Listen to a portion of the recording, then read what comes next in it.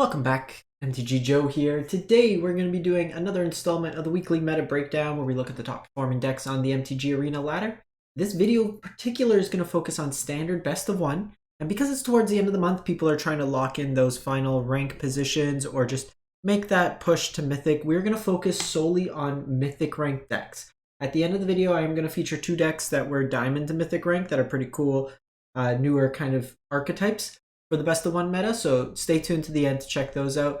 But for the most part, we're going to be focusing on the spikiest to spike, people who are pushing towards that top rank to see what is at the top of the Mythic ladder. As always, we get the data from MTGA, what you see on this screen. Companion tool aggregates your win rate, like deck collection, whole bunch of cool stuff with other users, gives us cool stats that we're going to leverage today. Link is in the video description if you want to get started with Untap. Let them know that I sent you. I'll paste all these deck lists so you can copy and paste to your heart's content. As always, we do this content for standard, best of one, best of three, explorer, historic. We'll take a look at alchemy. We do it for every format. If there's special events that you need deck lists for, I am your one-stop shop for all things metagame for the best decks to play on Arena. So make sure to like, comment, and subscribe on the video. All are free and easy ways to help out the channel.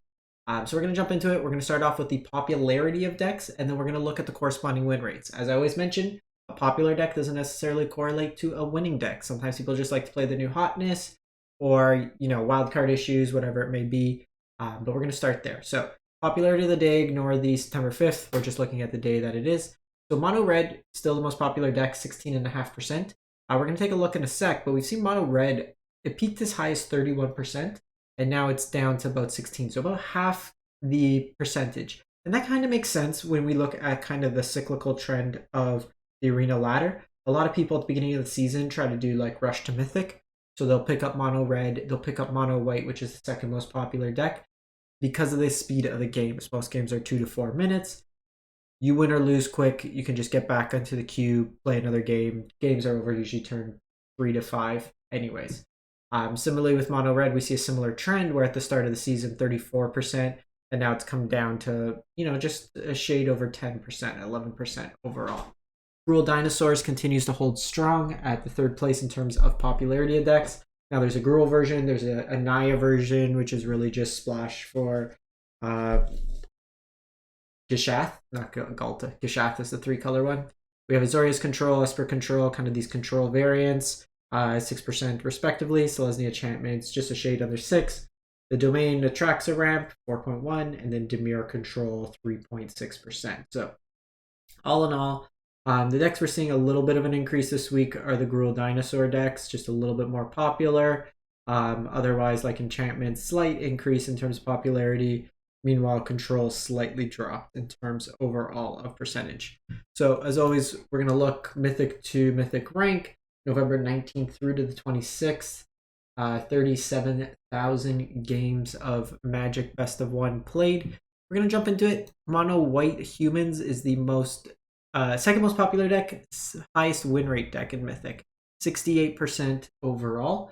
And we usually see like the Humans deck to some variation, but we're getting some new cards and kind of new strategies with it. In the 1-drop slot, we see a Lunark Veteran, which is not usually played. This kind of offsets some of the damage from the mono red deck. Not going completely all in on Lunarks, but with things like Adeline or the Sanguine Evangelist, if it loads. This is the new Battlecry Vampire. Comes into play, gets you a vampire, or gets you a bat token, leaves play, gets you a bat token. So multiple triggers for life gain potentially. Also has the Battlecry ability, so when it attacks, all your other attacking creatures get +1/+0. Recruitment Officer for card advantage, Warden of the Inner Sky. So this is a card that's seeing play in Pioneer, in particular in the Convoke list. Just having a lot of things to tap. So this is a 1-drop that can late game become a little bit bigger. Works really nicely with various Vigilance creatures. Just a way to kind of attack in, and then you could tap it to get that ability as well.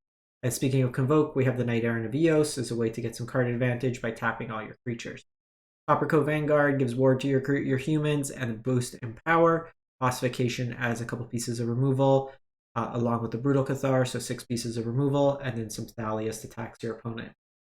Mana base, very simple. 1 Ganjo, 2 Mishra's Foundries. Moving on, we have Selesnya Enchantments, 60%. And this deck here the mana base is very budget-y. Like, this is a Mythic rank. Someone's pulling off 60% with a budget mana base.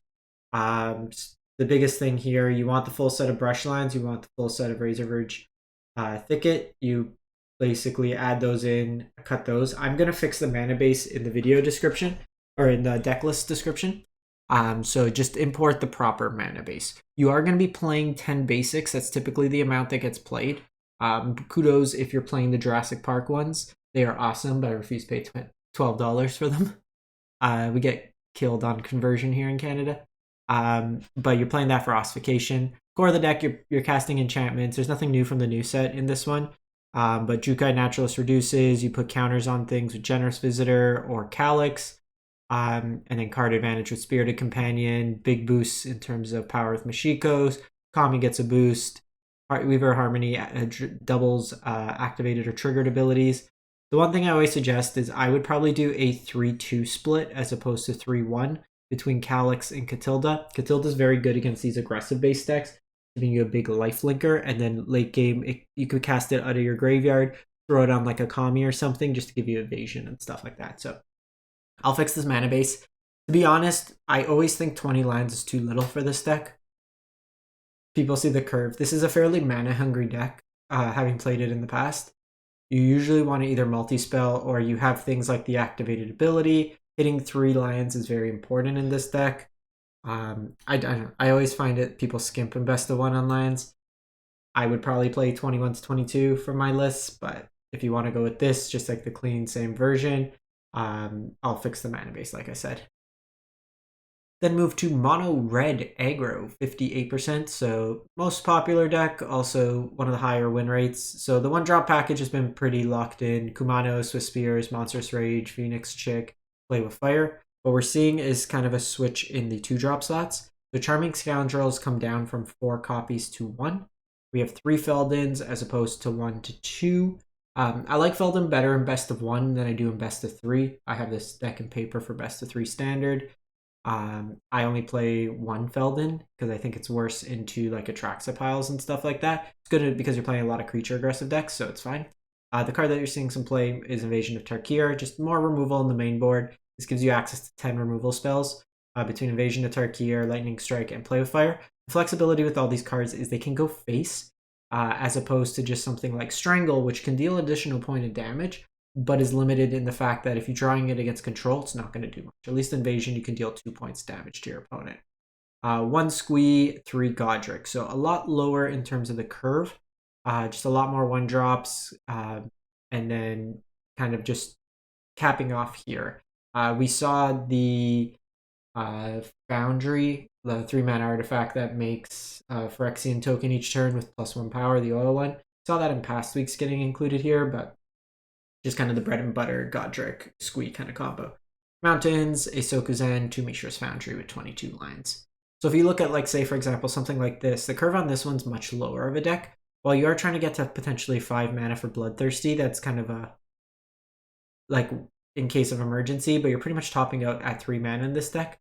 But for the most part, you're multi-spelling at 1 and 2. This deck's playing 22. The Selesnya deck, where the curve is a little bit higher, a lot more 2-drops in the slot, 20 lines. That's what I was kind of mentioning with the mana base difference there. We then go to Mono Blue Tempo. So a deck that is a very budget-friendly deck. We're seeing 420 games, so a pretty large sample size at 57% win rate. The one thing that I've seen on some of the lists is they've either played a couple copies of the Whale over Tolarian Terror, or they've played 1 to 2 copies of Malcolm, the new Flash Pirate. But the core of this deck is saying no to your opponent multiple ways.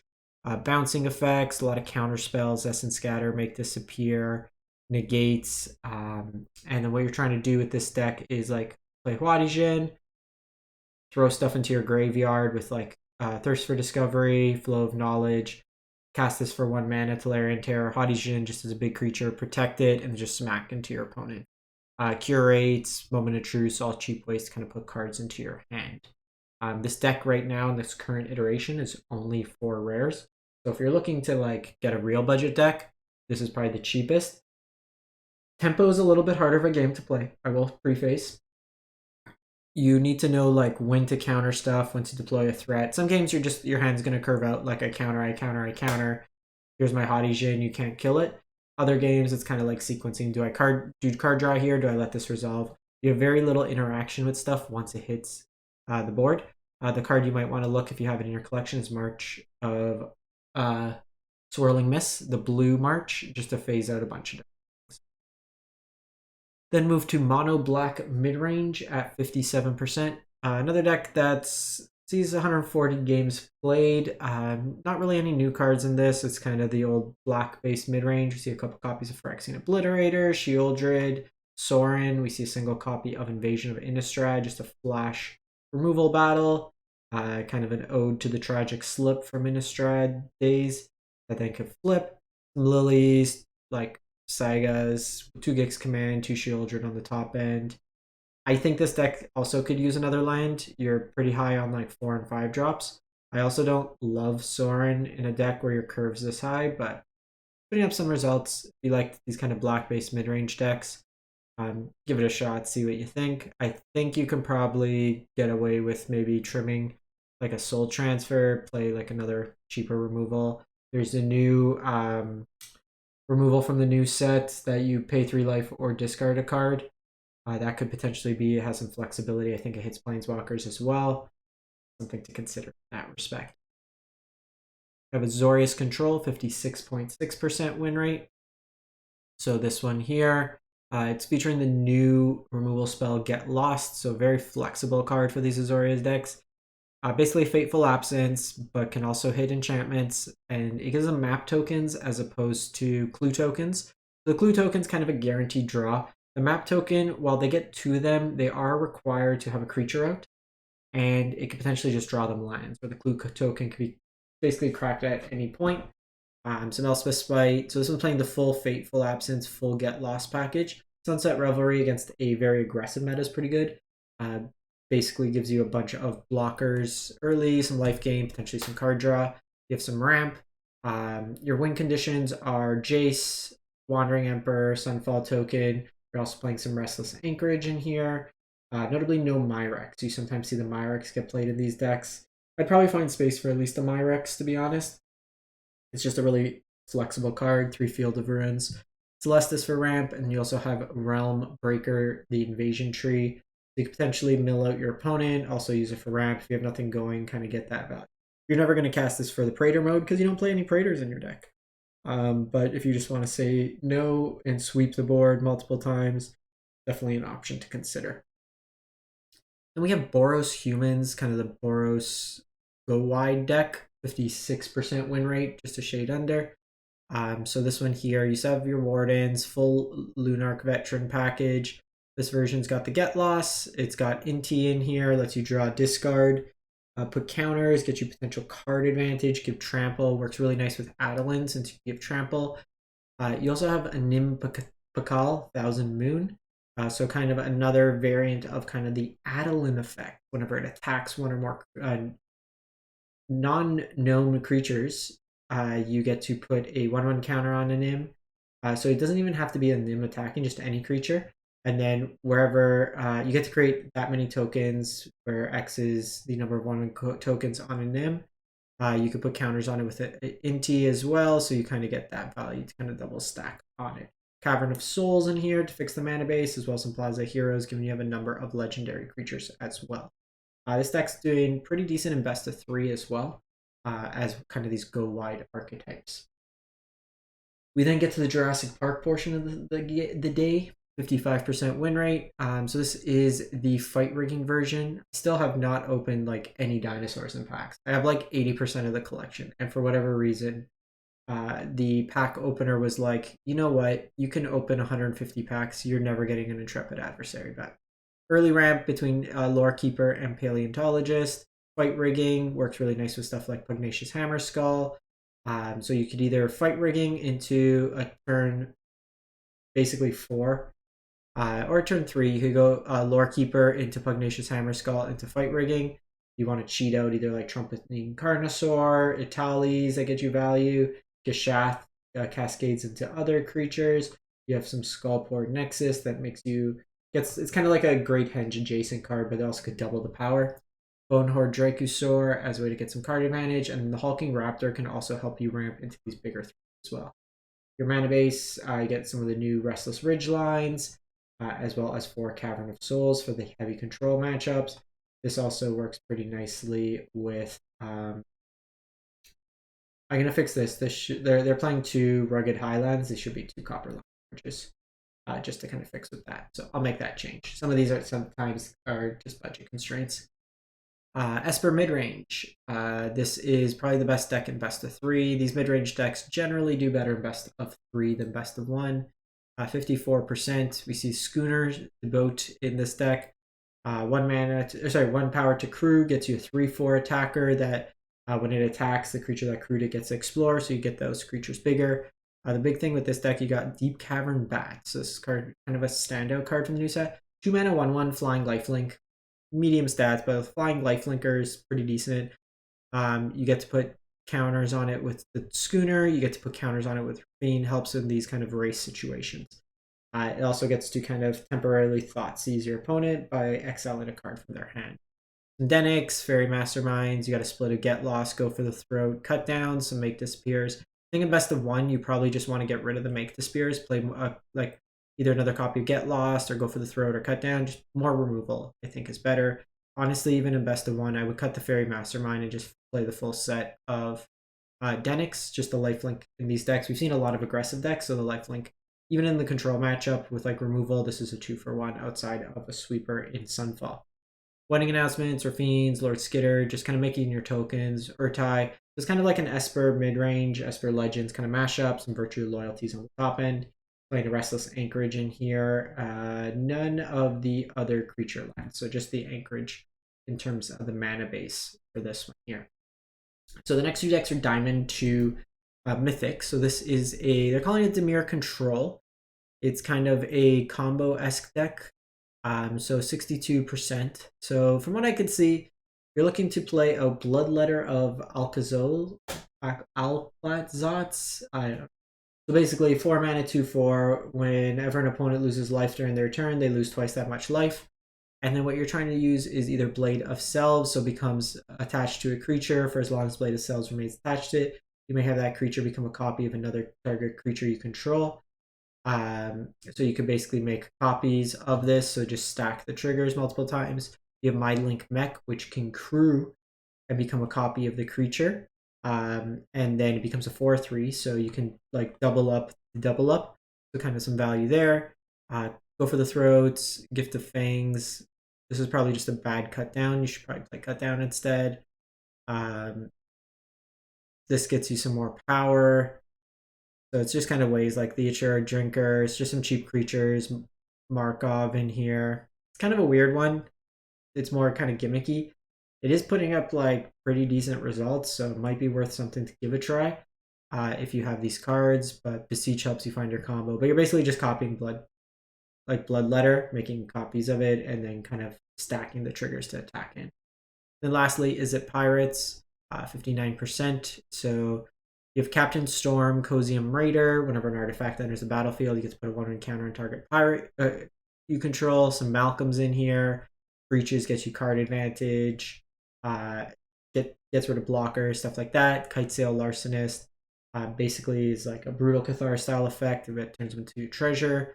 Magmatic Galleon is kind of a Skyship Sovereign, dealing 5 to a creature. Mindlink Mech, like we mentioned, can copy things. Staunch Crewmate for card advantage. You got some removal options. Spyglass Siren, evasive creature that gets a map token. Goblin Raider, the Rabbit Battery, Mishra's Desk can turn it on, so it becomes a 2/2 with haste. Kind of just a creature aggressive pile. I would probably in best of 1 look to find some better. Like instead of Volcanic Sprite, I would probably play like Lightning Strike or Play with Fire. Honestly, even in stuff like the Rabbit Battery, I'd probably just get rid of that and play again like Play with Fire. You can also play either Torch the Tower or Voltage Surge. Since you have a lot of artifacts in this deck, you can sack those artifacts, get some value that way there. Absolutely. Kind of an interesting shell, all things considered. That's it for the week. Let me know what you think, what you've been playing, what you've been enjoying, and good luck for those competing for the top 1200 Mythic. Thanks for watching.